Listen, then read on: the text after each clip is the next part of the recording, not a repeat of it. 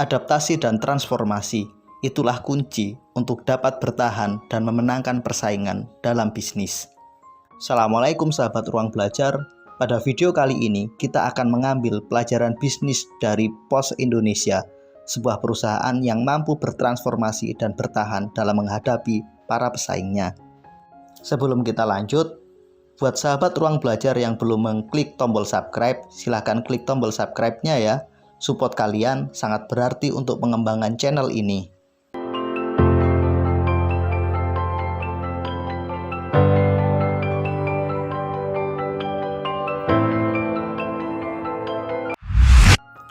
Pos Indonesia adalah perusahaan plat merah yang memiliki umur 275 tahun. Perusahaan ini didirikan pada 26 Agustus 1746. Perusahaan ini mencapai masa kejayaan pada era 1970 sampai 1980-an. Namun kemudian mengalami penurunan dan tekanan bisnis yang sangat luar biasa pada era tahun 2000 sampai dengan 2008. Bisnis pengiriman surat yang menjadi salah satu bisnis utama PT Pos Indonesia mengalami tekanan dan penurunan yang sangat drastis pada era tahun 2000-an.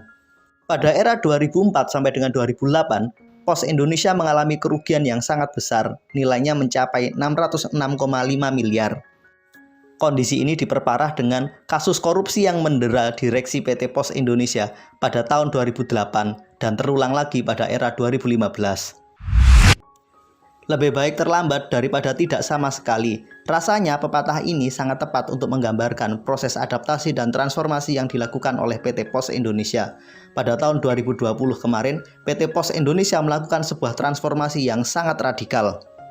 Sebenarnya, di periode sebelumnya, PT Pos Indonesia juga telah melakukan proses transformasi. Diawali pada akhir 90-an, kemudian transformasi dilakukan pada tahun 2009 dan dilanjutkan pada tahun 2012. Namun sayang, berbagai transformasi tersebut seolah tidak dapat menjawab tantangan zaman yang dihadapi oleh PT Pos Indonesia. Hal ini ditunjukkan dengan kinerja PT Pos Indonesia yang mengalami pasang surut. Pada 2014, PT Pos Indonesia mencatatkan keuntungan bersih sebanyak 213 miliar, kemudian mengalami penurunan drastis pada 2015, hanya tercatat keuntungan sebesar 29 miliar rupiah. Pada 2016, keuntungan bersih PT Pos mengalami kenaikan yang sangat signifikan sebesar 429 miliar rupiah, namun kemudian mengalami penurunan lagi pada 2017 dan 2018.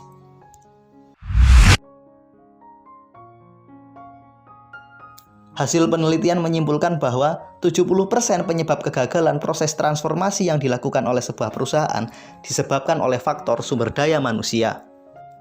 Banyak pengamat menganggap faktor SDM inilah yang menyebabkan transformasi di PT Pos Indonesia mengalami kegagalan. Mereka berpendapat SDM PT Pos Indonesia sudah ketinggalan zaman. Mengambil pelajaran dari kegagalan transformasi yang dilakukan pada periode sebelumnya, pada tahun 2020 kemarin, PT Pos Indonesia melakukan sebuah transformasi yang sangat masif. Ada 7 lini transformasi yang dilakukan oleh PT Pos Indonesia.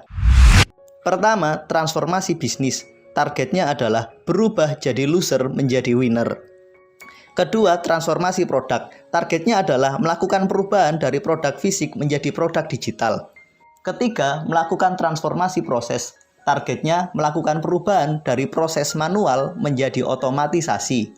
Target keempat adalah transformasi teknologi, melakukan perubahan menjadi teknologi digital.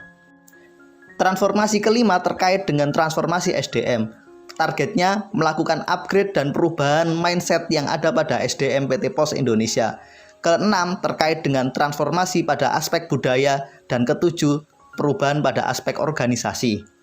Dari ketujuh transformasi tersebut, fokus utama perubahan yang dilakukan oleh PT Pos Indonesia adalah pada aspek SDM. Menyadari kegagalan pada perubahan sebelumnya, PT Pos Indonesia berupaya untuk serius melakukan upgrade terhadap kualitas sumber daya manusia mereka. Faisal Rahmat, selaku Direktur PT Pos Indonesia, menyatakan bahwa hal terpenting yang harus dilakukan pembenahan dari PT Pos Indonesia adalah terkait dengan faktor kualitas sumber daya manusia. Pada sisi transformasi bisnis, PT Pos Indonesia berupaya melakukan refocusing pada setiap lini bisnisnya. Pos Indonesia memiliki 4 lini bisnis utama. Pertama, layanan kurir, yang kedua logistik, yang ketiga properti, dan yang keempat adalah jasa keuangan.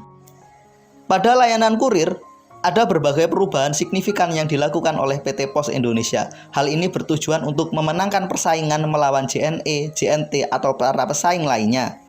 Pos Indonesia mengambil kebijakan buka penuh selama 7 hari. Sabtu Minggu yang biasanya mereka tutup, mereka kini tetap buka. Beberapa kantor bahkan melakukan operasional layanan 24 jam.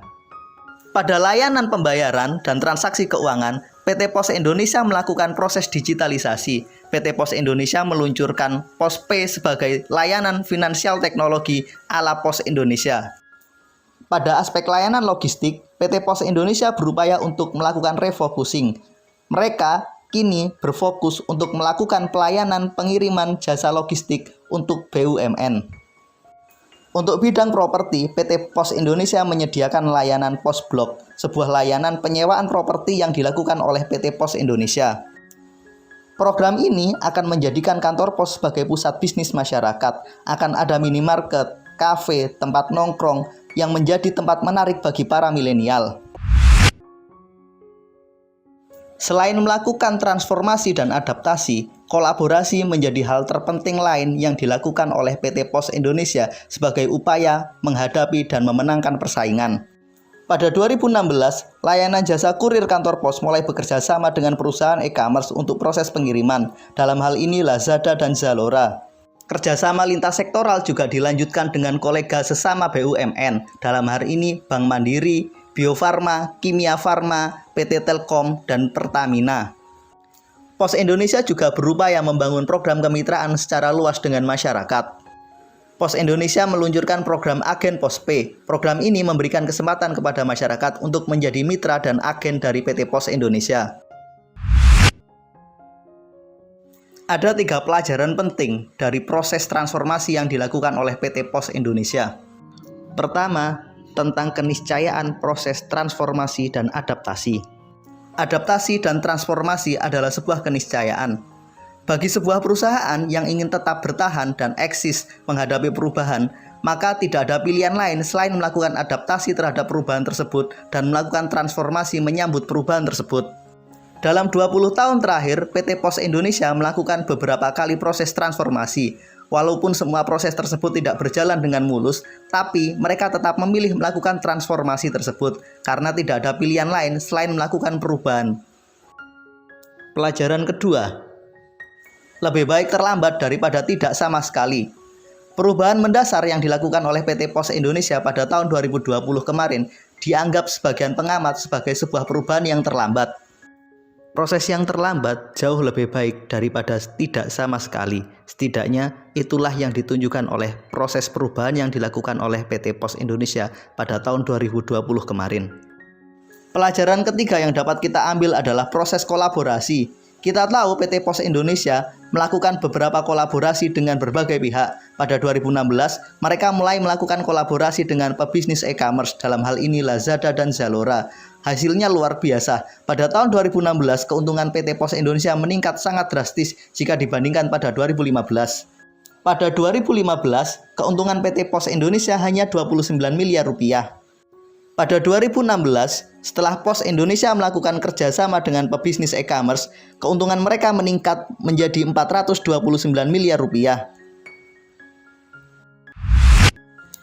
Demikian pemaparan ringkas tentang perjalanan PT Pos Indonesia dalam melakukan transformasi dan adaptasi. Berikan komentarmu, pelajaran apa yang dapat kita ambil dari perjalanan bisnis PT Pos Indonesia tersebut. Terima kasih telah menonton, sampai ketemu pada video kami berikutnya. Assalamualaikum warahmatullahi wabarakatuh.